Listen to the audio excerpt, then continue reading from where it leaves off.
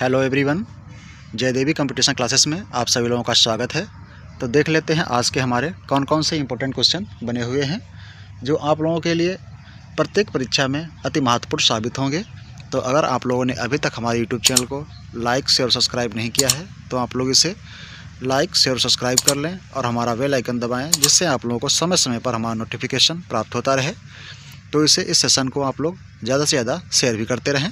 तो देख लेते हैं आज के हमारे कौन कौन से इंपॉर्टेंट क्वेश्चन बने हुए हैं। तो आज का हमारा पहला क्वेश्चन है, चलते हैं पहले क्वेश्चन की तरफ। पहला क्वेश्चन है, किस प्रसिद्ध मलयालम उपन्यासकार को एजुनाथचन पुरस्कार के लिए चुना गया है? तो किस प्रसिद्ध मलयालम उपन्यासकार को एजुथाचन पुरस्कार के लिए चुना गया है? तो इसमें पहला है माधव हांडा, दूसरा है ए सेतु माधवन, दूसरा ऑप्शन है अशोक सूता, अगला ऑप्शन है इनमें से कोई नहीं। तो इसमें से हमारा ऑप्शन नंबर कौन सही हो जाएगा? तो इसमें हमारा ऑप्शन नंबर सही है 2, ए सेतु माधवन। ए सेतु माधवन को मलयालम उपन्यासकार एजुथाचन पुरस्कार से सम्मानित किया गया है। तो ये हैं मलयालम उपन्यासकार ए सेतु माधवन। देख लेते हैं अगला क्वेश्चन। अगला क्वेश्चन हमारा हो जाएगा, इजराइल के नए प्रधानमंत्री कौन बने हैं? तो हाल ही में इजराइल के नए प्रधानमंत्री कौन बने हैं? तो बेंजामिन नेतन्याहू हैं, या फिर यायर लैपिड हैं, या फिर नफ्ताली बेनेट हैं, या फिर इसाक हरजोक हैं। तो इसमें से हमारा ऑप्शन नंबर कौन सही हो जाएगा, ये आपको बताना है। तो आप बताएं इसमें से हमारा ऑप्शन नंबर कौन सही है? तो इसमें हमारा ऑप्शन नंबर सही है 1, बेंजामिन नेतन्याहू। बेंजामिन नेतन्याहू, इनका 12 साल कार्यकाल पूरा हो चुका है। इसके बाद अब ये 3 साल में 5 बार चुनाव हो चुके हैं। यहाँ पर कहाँ? तो इजराइल में। तो अब ये तीसरी बार प्रधानमंत्री बने हैं इजराइल के। तो बेंजामिन नेतन्याहू कौन सी बार हैं? तीसरी बार बने हैं। तो ये हैं बेंजामिन नेतन्याहू। अगला क्वेश्चन देख लेते हैं। अगला क्वेश्चन हमारा हो जाएगा, बीपीसीएल के नए सीएमडी एंड चेयरमैन कौन बने हैं? तो बीपीसीएल के नए सीएमडी एंड चेयरमैन कौन बने हैं?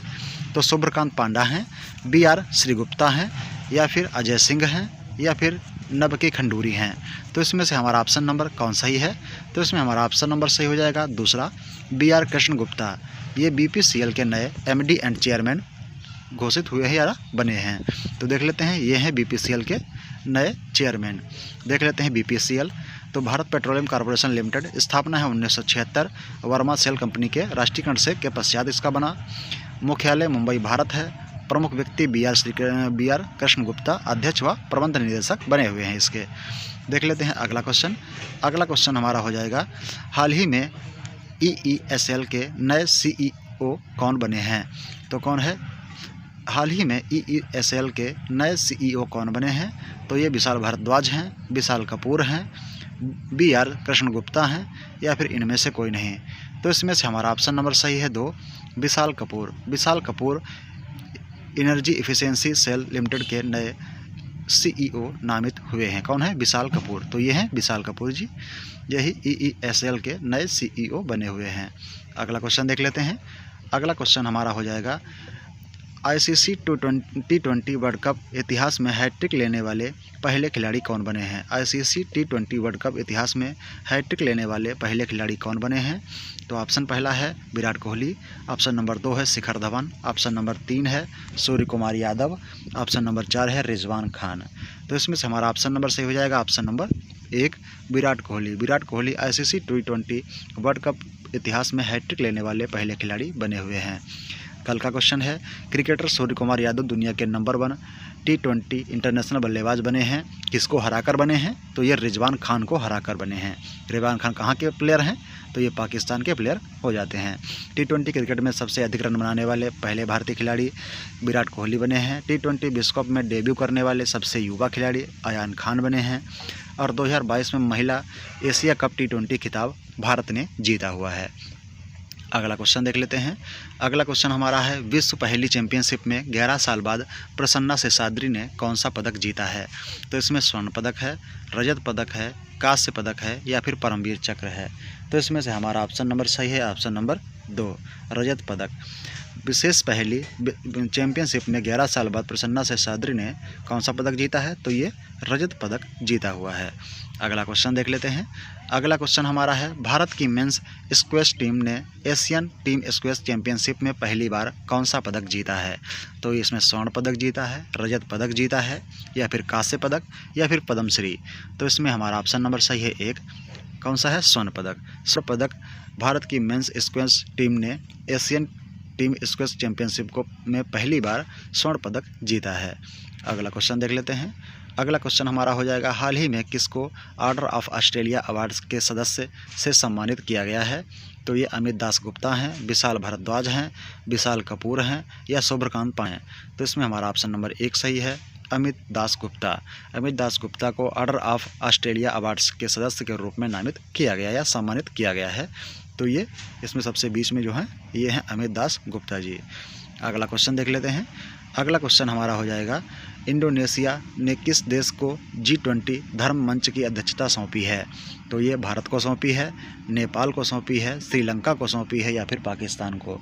तो इसमें से हमारा ऑप्शन नंबर एक सही है, भारत को। इंडोनेशिया ने भारत को G20 धर्म मंच की अध्यक्षता सौंपी हुई है। अगला क्वेश्चन देख लेते हैं। अगला क्वेश्चन हमारा हो जाएगा, सबसे लंबी यात्री ट्रेन के संचालन का रिकॉर्ड किस देश ने बनाया है? तो किसने बनाया है? फ्रांस ने बनाया है, जापान ने बनाया है, स्विट्ज़रलैंड ने बनाया है, या फिर इनमें से कोई नहीं। तो इसमें से हमारा ऑप्शन नंबर सही है 3, किसने? स्विट्ज़रलैंड ने। स्विट्ज़रलैंड ने सबसे लंबी यात्री ट्रेन के संचालन का रिकॉर्ड बनाया हुआ है। तो ये ट्रेन की लंबाई 1910 मीटर है, कोच इसमें 100 हैं, और यात्री क्षमता यहाँ पर 4550 यात्री एक बार में बैठ सकते हैं इसमें। अगला क्वेश्चन देख लेते हैं। अगला क्वेश्चन हमारा हो जाएगा, तमिलनाडु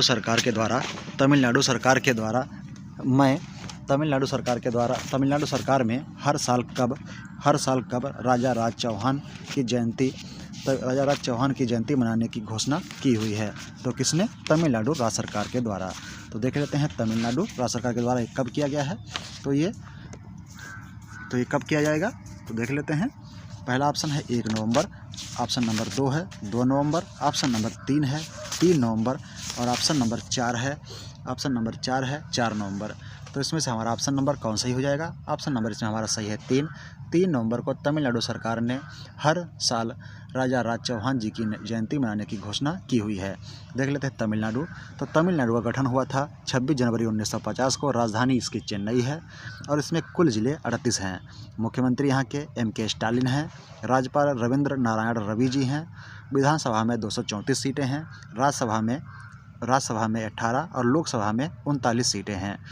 यहाँ का उच्च न्यायालय मद्रास में है। इसका क्षेत्रफल कितना है? तो क्षेत्रफल है 1,30,58 वर्ग किलोमीटर। इसका भारत में 10वां स्थान है क्षेत्रफल में। राजभाषा यहाँ की तमिल है, आधिकारिक भाषा अंग्रेजी। राजकीय पशु यहाँ का नीलगिरी तहर है। पक्षी है पन्ना कबूतर। नृत्य है भरतनाट्यम। पुष्प है करीहरी, और वृक्ष यहाँ का ताड़ हो जाता है। देख लेते हैं अगला क्वेश्चन। अगला क्वेश्चन हमारा हो जाएगा, हाँ, या फिर 3 नवंबर को या फिर 4 नवंबर को। तो पहला बायोस्फीयर रिजर्व के लिए अंतर्राष्ट्रीय दिवस कब मनाया गया है? तो ये मनाया गया है 3 नवंबर को। 3 नवंबर को पहला बायोस्फीयर रिजर्व के लिए अंतर्राष्ट्रीय दिवस मनाया गया है। अगला क्वेश्चन देख लेते हैं। अगला क्वेश्चन है, बाजी राउत राष्ट्रीय फुटबॉल टूर्नामेंट का उद्घाटन कहाँ हुआ है? बाजी राउत राष्ट्रीय फुटबॉल टूर्नामेंट का उद्घाटन कहाँ हुआ है? तो छत्तीसगढ़ में हुआ है, उड़ीसा में हुआ है, राजस्थान में हुआ है, या फिर कहाँ हुआ है? हरियाणा में। तो इसमें से हमारा ऑप्शन नंबर सही है उड़ीसा। उड़ीसा में बाजी राउत राष्ट्रीय फुटबॉल टूर्नामेंट का उद्घाटन हाल ही में हुआ है। कहाँ हुआ है? उड़ीसा। तो बाजी राउत राष्ट्रीय फुटबॉल टूर्नामेंट का उद्घाटन कहाँ हुआ है? तो ये हुआ है उड़ीसा में। देख लेते हैं उड़ीसा का गठन 1 अप्रैल 1936 में हुआ था। राजधानी भुवनेश्वर है। मुख्यमंत्री नवीन पटनायक। राज्यपाल हैं गणेशी लाल। यहाँ पर कुल जिले हैं 30, और विधानसभा में यहाँ पर 147 सीटें हैं। लोकसभा में 21, और राज्यसभा में यहाँ पर 10 सीटें हो जाती हैं। यहाँ का उच्च न्यायालय उड़ीसा उच्च न्यायालय है। क्षेत्रफल यहाँ का कितना हो जाएगा? तो 1,55,707 वर्ग किलोमीटर हो जाता है। इसका क्षेत्रफल में, भारत के क्षेत्रफल में 8वां स्थान इसका हो जाएगा। यहाँ की राजभाषा उड़िया है, और पक्षी यहाँ का है राजकीय पक्षी नीलकंठ, राजकीय पशु सांभर, राजकीय ये वृक्ष पीपल हो जाएगा। अगला क्वेश्चन देख लेते हैं। अगला क्वेश्चन हमारा है, भारतीय सेना ने कहाँ पुष्पांजलि समारोह आयोजित किया है? भारतीय सेना ने कहाँ पुष्पांजलि समारोह आयोजित किया है? तो श्रीनगर में किया है, लद्दाख में किया है, उत्तराखंड में किया है या फिर उड़ीसा में? तो इसमें से हमारा ऑप्शन नंबर कौन सही है? तो आप देखें और बताएं कि इसमें हमारा ऑप्शन नंबर कौन सही हो जाएगा। तो देख लेते हैं ऑप्शन नंबर इसमें। तो ऑप्शन नंबर इसमें हमारा पहला सही है, श्रीनगर। कहाँ है? श्रीनगर में। श्रीनगर में भारतीय सेना ने पुष्पांजलि का है पुष्पांजलि समारोह आयोजित किया हुआ है। कहाँ किया है? कहाँ किया है? तो ये किया है श्रीनगर में। श्रीनगर में किया हुआ है। देख लेते हैं अगला क्वेश्चन। तो अगले क्वेश्चन की तरफ चलते हैं अगले क्वेश्चन की तरफ। अगला क्वेश्चन कौन सा है?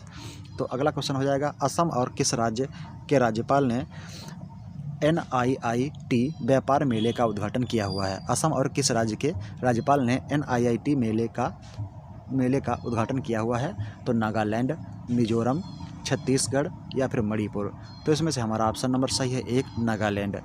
नागालैंड और असम के राज्यपाल ने मिलकर NIIT व्यापार मेले का उद्घाटन हाल ही में किया हुआ है। देख लेते हैं असम। तो असम की स्थापना या गठन 26 जनवरी 1950, राजधानी दिसपुर। मुख्यमंत्री हेमंत बिस्वा शर्मा हैं। राज्यपाल हैं जगदीश मुखी। विधानसभा में 126 सीटें, राज्यसभा में 7 और लोकसभा में 14 सीटें हैं। यहाँ का उच्च न्यायालय गुवाहाटी उच्च न्यायालय है। कहाँ का? असम का। राजभाषा असमिया, बोडो, बंगाली। राजकीय पशु है एक सींग वाला गेंडा। फूल है फॉक्सटेल ऑर्किड। वृक्ष है होलांग। पक्षी है सफ़ेद बदक। कौन सा है? सफ़ेद बदक यहाँ का पक्षी हो जाता है। फिर देख लेते हैं तो नागालैंड। तो नागालैंड के बारे में देखते हैं। सबसे पहले इसका जवाब कौन देता है? नागालैंड के मुख्यमंत्री कौन है और कौन है प्रधानमंत्री? तो नागालैंड की राजधानी कोहिमा है। मुख्यमंत्री नेफ्यू रियो हैं। राज्यपाल हैं जगदीश मुखी। विधानसभा में 60 सीटें हैं, राज्यसभा में 1 और विधानसभा में भी राज्यसभा में 1 सीट है और लोकसभा में भी 1 सीट। यहाँ का उच्च न्यायालय गुवाहाटी उच्च न्यायालय हो जाता है। अगला क्वेश्चन देख लेते हैं। अगला क्वेश्चन हमारा है, अडानी न्यू इंडस्ट्रीज ने किस राज्य में भारत का सबसे बड़ा पवन टरबाइन स्थापित किया हुआ है? तो नागालैंड में, जम्मू कश्मीर में, गुजरात में या फिर असम में? तो इसमें हमारा ऑप्शन नंबर सही है। ऑप्शन नंबर कौन सा है? Option number 3, Gujarat. कहाँ है? तो गुजरात में अडानी न्यू इंडस्ट्रीज ने भारत का सबसे बड़ा पवन टरबाइन स्थापित किया है। कहाँ किया है? तो ये किया है कहाँ? गुजरात में। तो गुजरात की राजधानी कहाँ है? तो आप लोग बताएं जल्दी से। गुजरात की राजधानी है गांधीनगर। कहाँ है? गुजरात की राजधानी गांधीनगर है। और यहाँ के मुख्यमंत्री कौन है? तो आप देखें तो यहाँ के मुख्यमंत्री हैं भूपेंद्र भाई पटेल, जो बीजेपी से संबंधित हैं। और इसके राज्यपाल हैं आचार्य देवव्रत। विधानसभा में 182 सीटें हैं, राज्यसभा में 11, लोकसभा में 26 सीटें हैं। उच्च न्यायालय गुजरात का उच्च न्यायालय है इसका। और इसकी राजभाषा गुजराती, आधिकारिक भाषा हिंदी है। राजकीय पशु एशियाई शेर। पक्षी है ग्रेटर फ्लेमिंगो। फूल है गेंदा। फल है आम और पेड़ है बरगद। पेड़ है इसका बरगद। अगला क्वेश्चन देख लेते हैं। अगला क्वेश्चन हमारा है, किस राज्य में देश के प्रथम मतदाता श्याम शरण नेगी ने मतदान हाल ही में किया है? तो छत्तीसगढ़, उड़ीसा, हिमाचल प्रदेश या फिर पश्चिम बंगाल? तो इसमें हमारा ऑप्शन नंबर सही है 3, हिमाचल प्रदेश। हिमाचल प्रदेश में हाल ही में क्या है? श्याम शरण नेगी ने ये प्रथम मतदाता हैं। कहाँ के? तो हिमाचल प्रदेश के। इन्होंने हाल ही में क्या किया है? मतदान किया हुआ है। कौन है? श्याम शरण नेगी। कहाँ के है? तो हिमाचल प्रदेश में इन्होंने अभी हाल ही में मतदान किया हुआ है। देख लेते हैं अगला क्वेश्चन। अगला क्वेश्चन हमारा हो जाएगा, हाल ही में किस राज्य में पक्षियों की गिनती शुरू हुई है? तो ये मणिपुर में हुई है, नागालैंड में, छत्तीसगढ़ में या फिर उड़ीसा में? तो इसमें हमारा ऑप्शन नंबर सही है, ऑप्शन नंबर 2, नागालैंड। नागालैंड में पक्षियों की गिनती हाल ही में शुरू हुई है। देख लेते हैं आज। तो आज के क्वेश्चन हमारे यहीं समाप्त होते हैं। Thanks for watching. धन्यवाद। अगर आप लोगों ने अभी तक हमारे यूट्यूब चैनल को लाइक शेयर सब्सक्राइब नहीं किया है तो आप लोग इसे लाइक शेयर सब्सक्राइब कर लें और हमारा बेल आइकन भी दबा लें, जिससे आप लोगों को समय समय पर हमारा नोटिफिकेशन प्राप्त होता रहे। Thanks for watching. धन्यवाद।